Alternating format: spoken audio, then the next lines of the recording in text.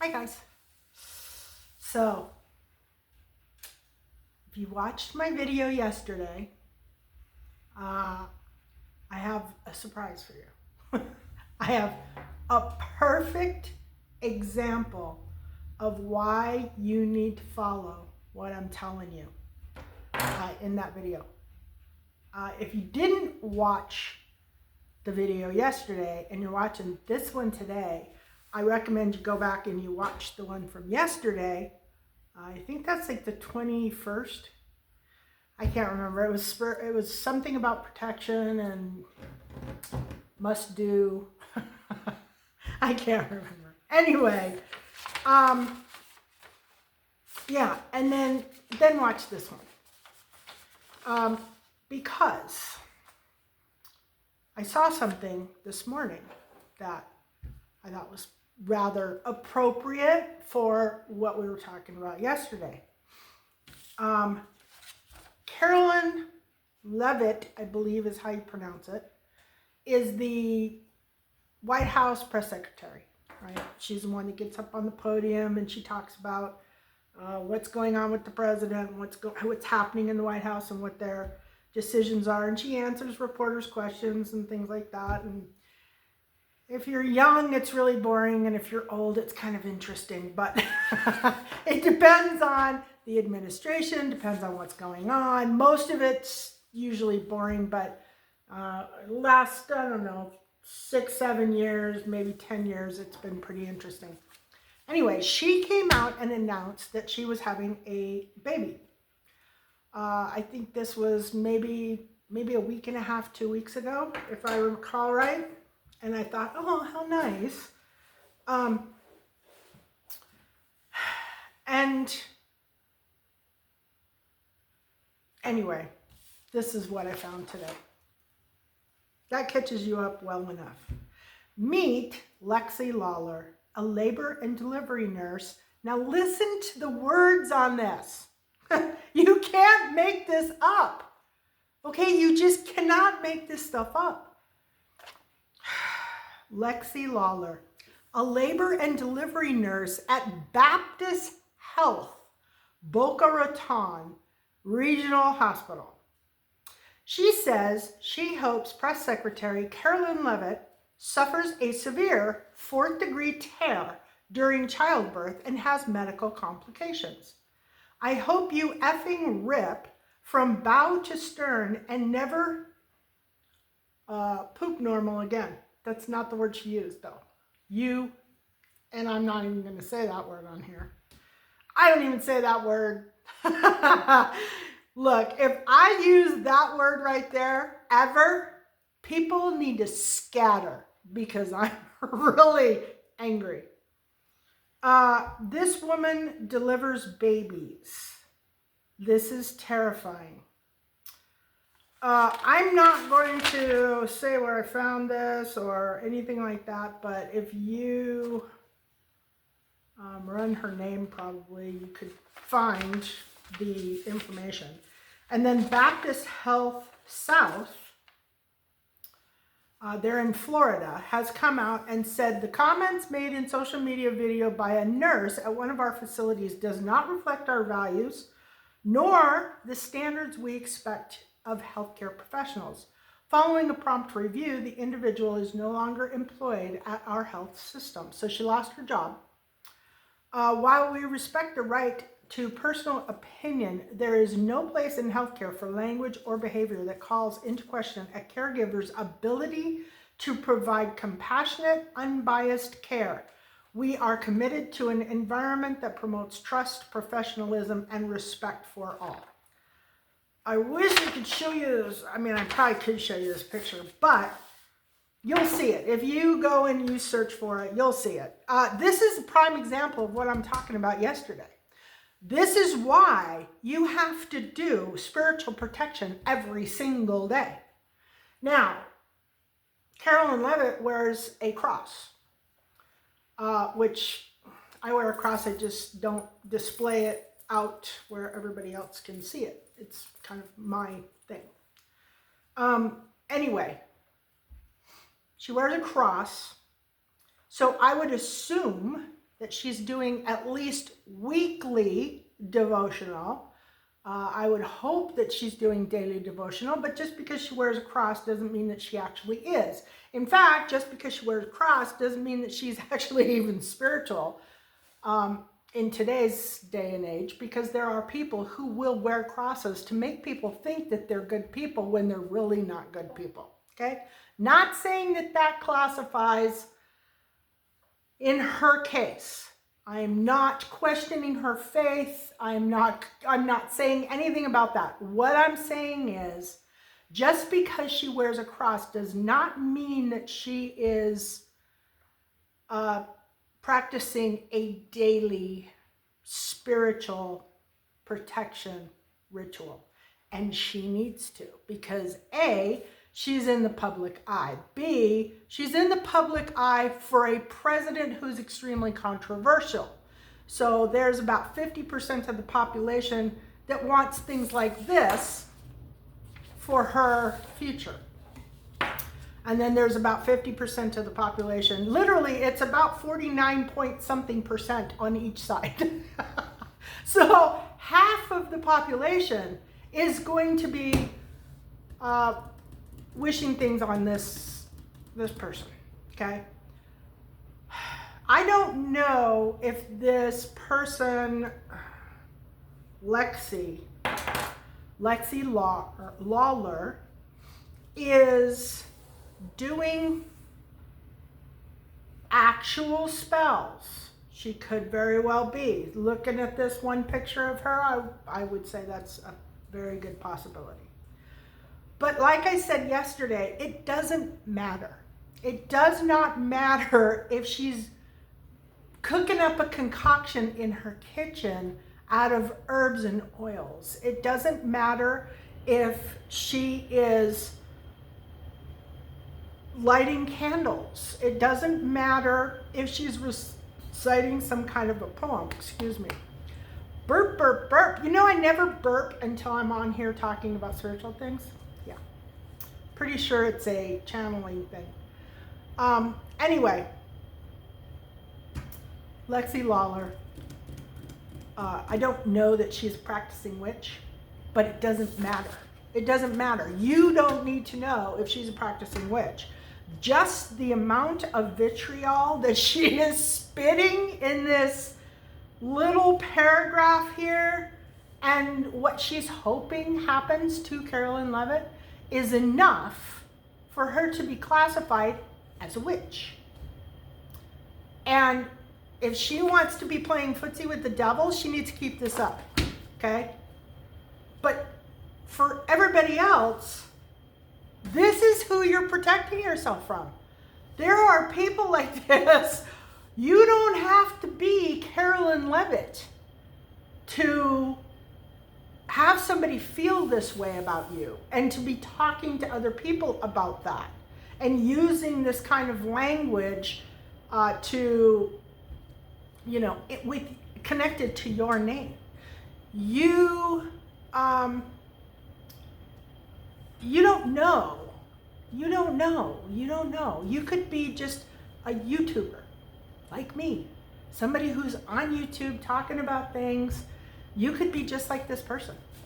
And this person is basically putting a spell on you. And if you don't know about spiritual protection and the need to be in spiritual protection, then this could affect you. This very well could affect you. It could affect you on a small scale, and it could affect you on a large scale. If you're dealing with the people in the public a lot, this kind of thing happens. It happens on a small scale, like within your community, and it happens on a big scale. And it's happening more and more nowadays because we have technology. More people are out into the public eye.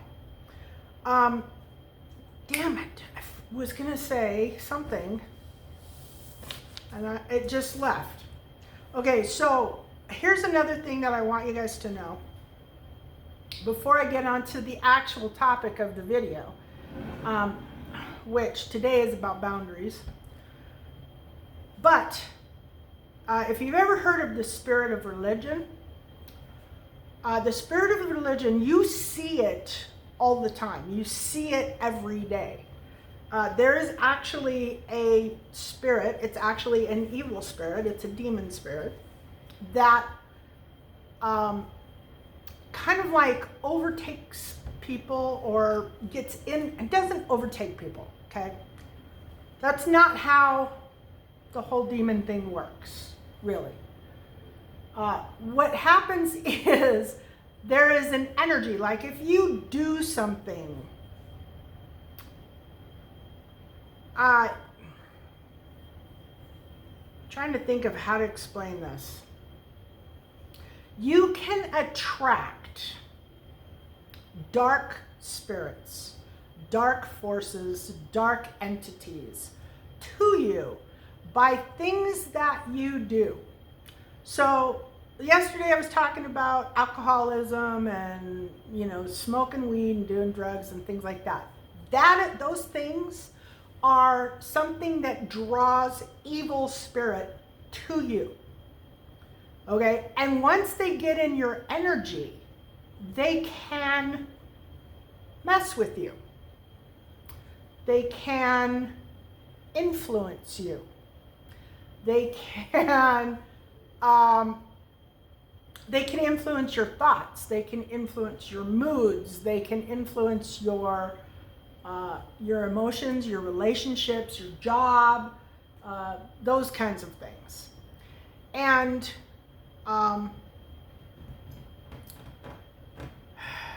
the spirit of religion. If you've ever met somebody, and they're everywhere on the internet. They're everywhere on the internet. And I'm just going to tell you, they talk crap about people like me all the time.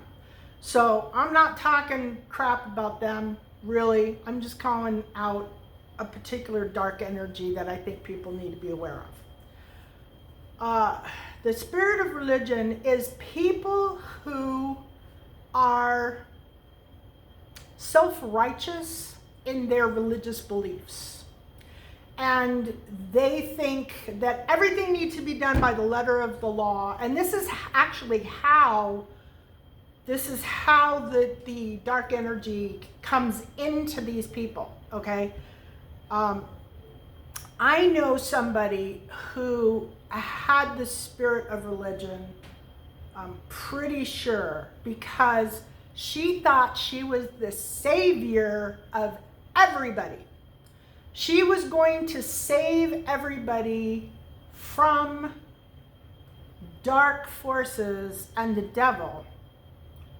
People like me who believe in astrology, people like me who believe in tarot cards, people like me who channel, people like me who cuss.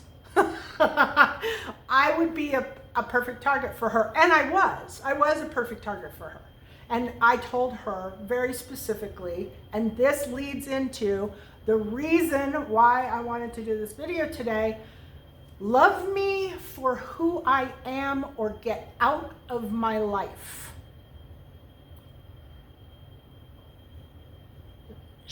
And I had to say it twice.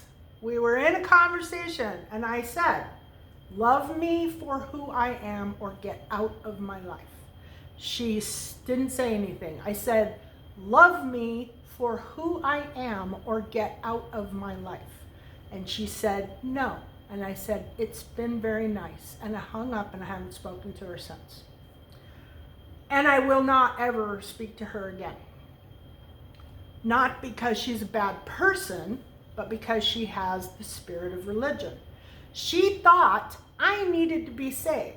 She thought that I was an evil person. She thought that she was going to come in, she was going to straighten me out, and she was going to get me on the right path, the path that she was on. That is what the spirit of religion does. The spirit of religion doesn't focus on the relationship with God, doesn't focus on the love with God. They focus on what the Bible says, word for freaking word. They focus on, you know what? I have like a splinter or something stuck in my hand. They focus on the do's and the don'ts, you know, like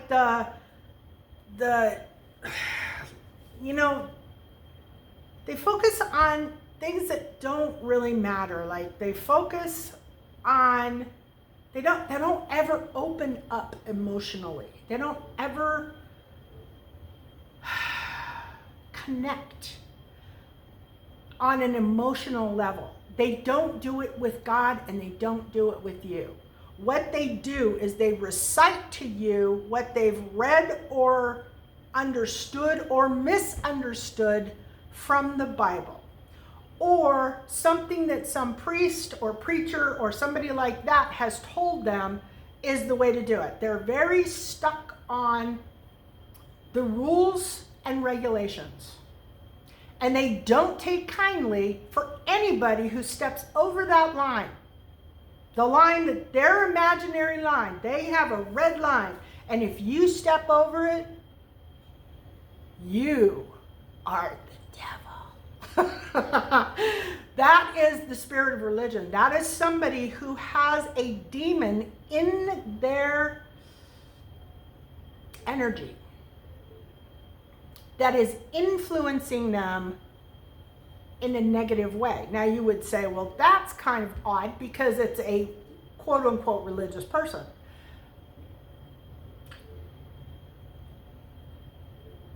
Just because something is quote unquote religious or just because something is spiritual does not mean it is pure and clean from dark energies.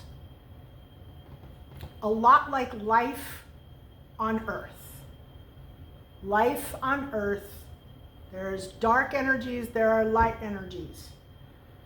And you are getting a mixture of both, and it is up to you to figure out how to stomp on the dark energies or step over them and pass by them, or and embrace the light, okay, until you get through this whole process.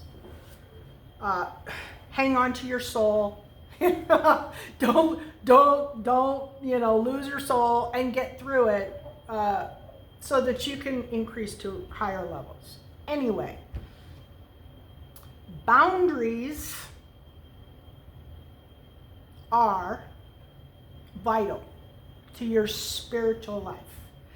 And the people who don't really know about boundaries are usually younger people. Younger people have a tendency to, they don't teach you about boundaries. They really don't. You might find a few people along the way that'll teach you about boundaries, and the rest of the people don't. And you'll get mixed messages. You'll get like somebody will say, they'll teach you about boundaries, and then you'll talk to somebody else and somebody else will be like, oh, don't even worry about that. That'll happen throughout your life. Or you'll find out about boundaries and then you'll talk to somebody about, ask somebody that you trust or you admire about boundaries, and you tell them about the boundaries, and they're like, oh, no, that's not right. That's not accurate. Boundaries are very important, and I'll tell you, my life would have been a whole lot easier had I had boundaries from the very beginning. And if there is ever a regret that I was going to have in this life, that is my regret. That I didn't learn about boundaries and set them right at the beginning. My life would have been so much more beautiful and so much easier. But my life wasn't easy, and it wasn't beautiful, and it was fraught with a lot of spiritual attacks and things that I didn't even realize were going on. And you might say, well, if you didn't realize that it was going on, then how do you know? But eventually you get to a point where you realize that it was happening and you just were ignorant to it. And that if you hadn't been ignorant to it, you would have seen it for what it was. We rationalize a lot of things. And I remember when I was young, somebody saying, Don't rationalize. Do not rationalize. And I can tell you, you do not want to rationalize. Every single time in my life that I have tried to rationalize the reason why I did something or the reason why somebody else did something, it was a big deal, okay? It was a huge deal. And it was bad. So rationalizing, and rationalizing is where you say, well, I'm doing this because of this, but it's not really the reason why you're doing it. There's another reason why you're doing it. And you just don't want to say what the reason was. And you're taking all the positives of why you would do something, and you're forgetting about all the negatives. Anyway,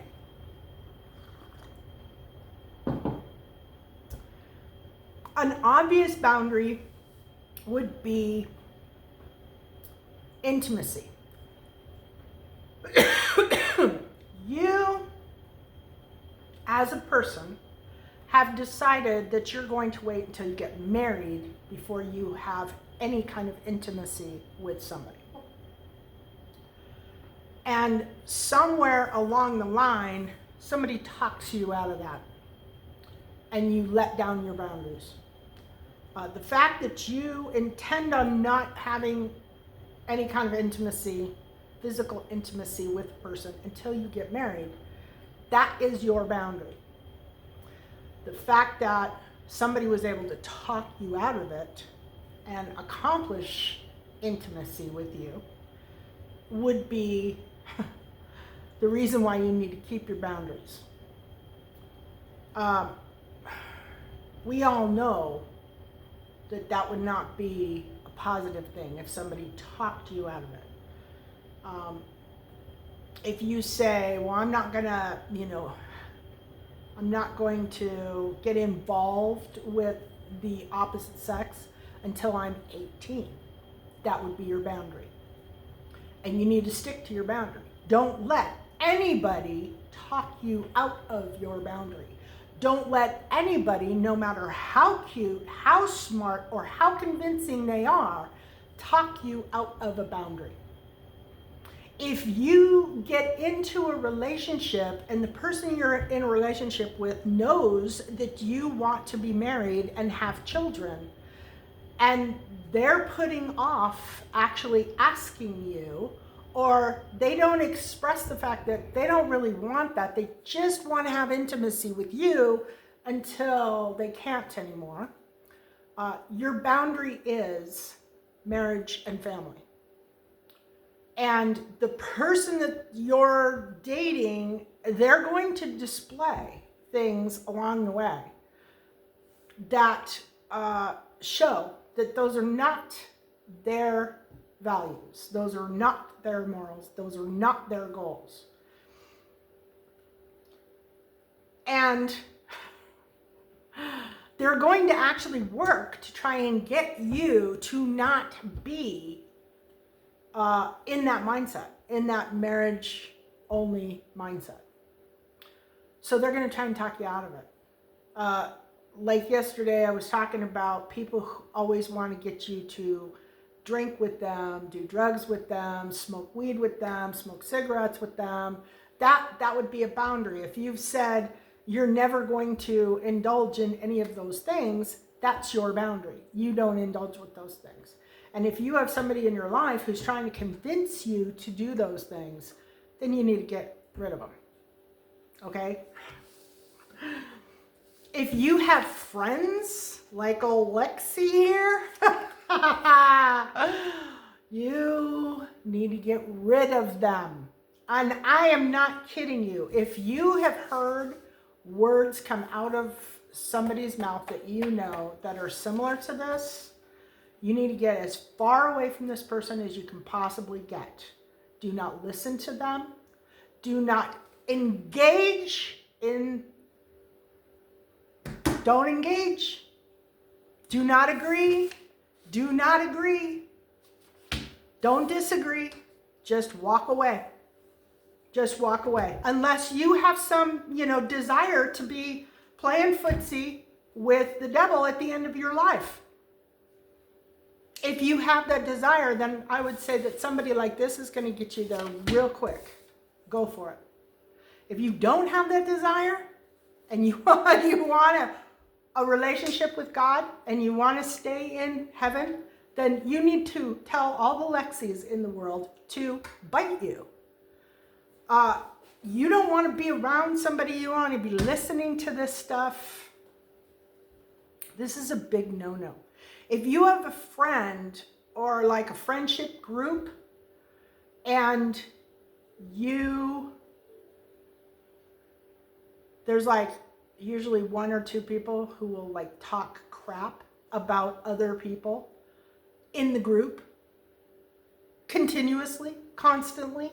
If you have somebody in the group like that, leave the group. Go away. Because they're influencing you.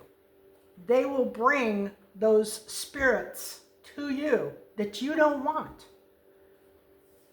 And if you know somebody like this, and they're an intimate, somebody you want to get intimate with, don't. Do not get intimate with this person. And, you know, you don't have to be a stick in the mud. You don't have to be boring. You don't have to be no fun. You know, you don't have to be any of that because you don't drink, smoke, you know, fornicate. I mean, do whatever. You don't. That is a fallacy, okay? Don't let anybody tell you that you're boring or that you're not interesting because you don't indulge in the same things that they do. That would be a boundary. Don't let other people tell you, don't let them degrade you. Don't let them talk down to you. Don't let them make you feel like you are less than because you don't like things that they like. And I think I got it. And don't hang around them. You know, if they're talking about you in that manner because they don't like the way you are, you're just not a match for these people. Okay, whoever these people are or whoever this person is. Maybe it's a group of friends. Maybe it's people that you know. And you find that, you know, as you go along, you have completely different feelings about things in life than these people do. Get away from them and get away from them fast. Get away from them fast. Get away from them for good. Don't go back. Find new friends or stay on your own. You know, that kind of thing is very, very important. Those boundaries are important. You know, if you're setting goals for yourself in the day, you're saying, okay, I'm going to do this, this, this, and this. Maybe it's workout, maybe it's study, maybe it's, you know, whatever it is. You're going through and you've got a plan, a life plan, and you're following it. And people around you, your friends, are saying, oh, don't do that, let's go to the park. Or don't do that, let's go to the beach. Don't do that, let's go to, I don't know, the shopping mall. No. You know, you can have days where you're fine. You can take days off. You can say, okay, on the weekends, I'm going to go to the mall with my friends, or I'm going to go to the beach with my friends. That's fine. But during the week, if you're saying, these are my hours to get this stuff done, stick to that and don't let anybody push you out of your boundaries.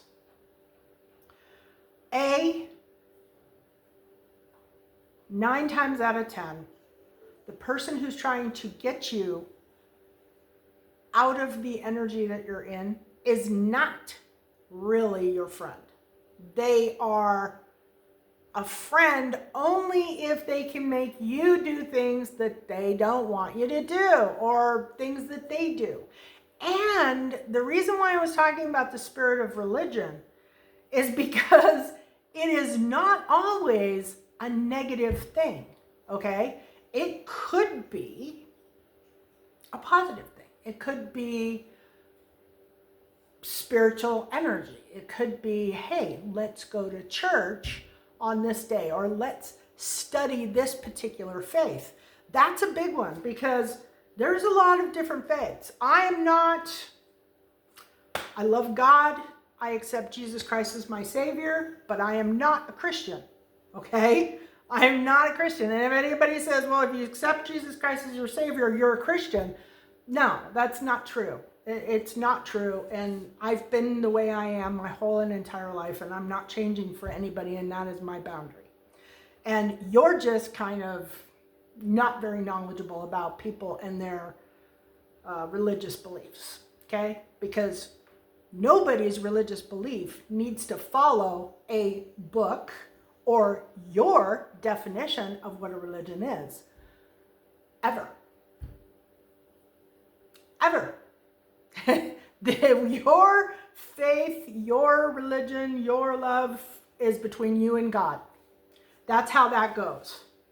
And you do not have the right to tell anybody that their way of believing, their way of faith, their way of maintaining their relationship with God is wrong. You don't have that right.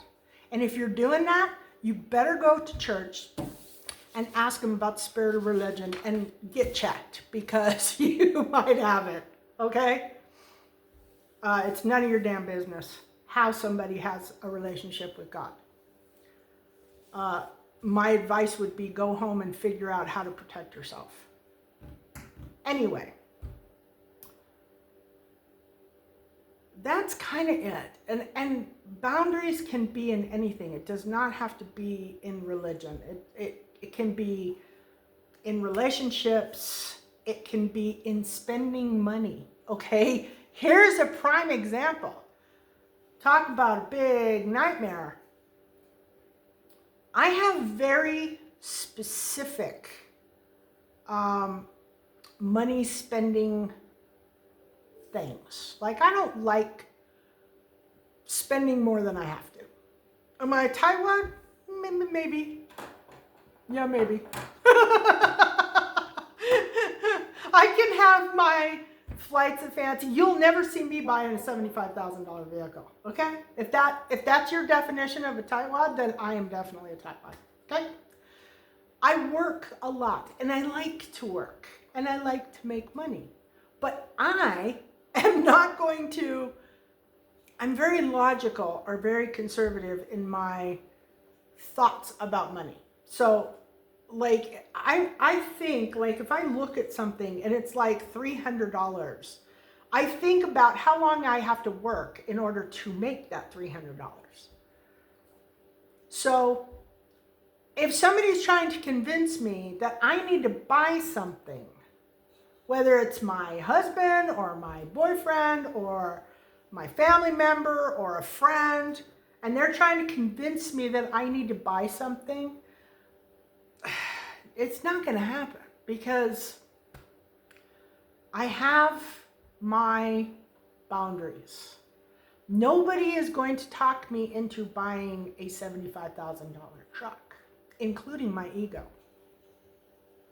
Yeah, it's not going to happen. I'm going to go and buy a $500 Volkswagen. That's what I'm going to do. And I'm probably going to fix it up. I'm not buying any, no. I'm not buying, I mean, I like trucks. I like SUVs. I like cars. I am a car person. Now, I would go and spend, a couple $1,000s on an old antique car before I would go out and buy a freaking truck or a car for almost a house payment. I mean, almost the cost of a house. No, it's not going to happen. And if you don't have firm boundaries about things like this, your friends are going to talk you into doing stuff like that. Your ego is going to talk you into doing stuff like that. Okay, you're going to go to the auto place, the auto mall, which, by the way, just stay away from the auto mall, okay? Just stay away from it. That's all there is to it. You don't need to go there. Buy a used car. Buy a used car that that is going to run. Have a mechanic check it out before you buy it. The reason why I say that is because the depreciation factor is so bad. If you buy a $75,000 truck and you try to sell it 6 months later, it's going to be worth $50,000 maybe if you're lucky. And if you have somebody who's trying to convince you that buying that $75,000 truck is better than buying that older car, that needs to be a boundary, because you're going to end up in a big world of hurt if you do that. And it's just not worth it. And I don't care if you say, well, I have a really great job, you know, I've been on my job for 5 years. You know what? You could be off your job tomorrow. That really great job is not guaranteed. And if you're expecting that really great job to pay your truck payment and it goes away, then you're going to be in a world of hurt. And I can't tell you how many trucks I've seen that used to be in this neighborhood that are gone now. And I know where they went. So boundaries are really important. And they can be really small and they can be really big. Like, you're not going to eat fast food. You're never going to eat fast food. That would be a boundary. And if somebody, you know, comes over and hands you McDonald's that they stopped and got for lunch, they're not your friend. They're not your friend. And that is somebody who has just blown off your boundaries for no reason. And I guarantee you that they have plans of doing that more and causing problems in your life. And they're not there for friendship. They're not there for friendship. So set your boundaries. You don't have to announce them to anybody. You just need to kind of set them within yourself.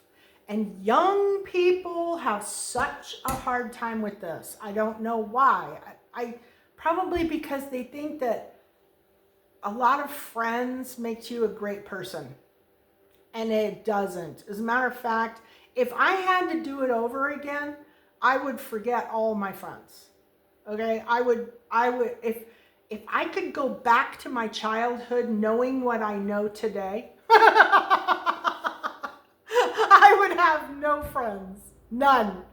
I just wouldn't bother. I know that's really bad, but it's true. Think about it. You go back to all your childhood friends and think about if your life would have been easier if you didn't have friends when you were young. And think about your boundaries. I'll tell you what, my situation was almost comical because I had friends that were older than me. And it was almost like a little competition. Like, you know, when anybody was like trying to break down my boundaries, it was kind of like, well, I bet you can't. I bet you can't do it. You know, they would like try to poke your ego, or, oh, you just don't want to do it because you know it's too hard. And then the next thing you know, you're like doing it and trying to show them that it's not that hard. And they've just successfully knocked your boundaries completely out of the park. Do not let down your boundaries for anyone, especially someone who's trying to manipulate you out of them. You know, I'm not going to have, I don't know. I'm not going to do something. It's all about what you do or what you think. Like, and it's social things. Bars. I'm not going to bars. that would be a very wise boundary to have. Bars are really kind of gross, personally. They really are. They're kind of gross. But just saying, I'm not going to go to bars. I could have lived my life without the bars just fine. Just fine. And that would have been great. And I really didn't spend a whole lot of time at bars, but I had occasional times at bars, and I hated it every time. So I should have made that a boundary. I should have said, this is a boundary. I even was going to, I had a friend who was an owner of a bar. My dad owned a bar, okay? And I went to my dad's bar. I didn't always drink, but I would go to my dad's bar. But I had a friend who had a bar, and he said, hey, I think you'd be a great bartender. Come and bartend for me. I said, I don't know how to bartend. He says, I don't care. I'll teach you. And I said, okay, even though I didn't like bars. I was there one night, and I said, this is not for me. I don't want to be here. I don't want to be around these people who are all drunk and acting stupid and starting fights. And no, I was not interested in the whole bar scene, period. But I let down my boundary with him because he stroked my ego. Oh, you'd be a great bartender. Yeah, I think I was like 19, 20 at the time. Oh, you'd be such a great bartender. Yeah, you should come and be a bartender for me. I'll teach you how to do it. I hated it. I hated the people. I hated the atmosphere. I hated the alcohol. I hated all of it. And I knew that when I said, yeah, okay, I'll come. I knew that.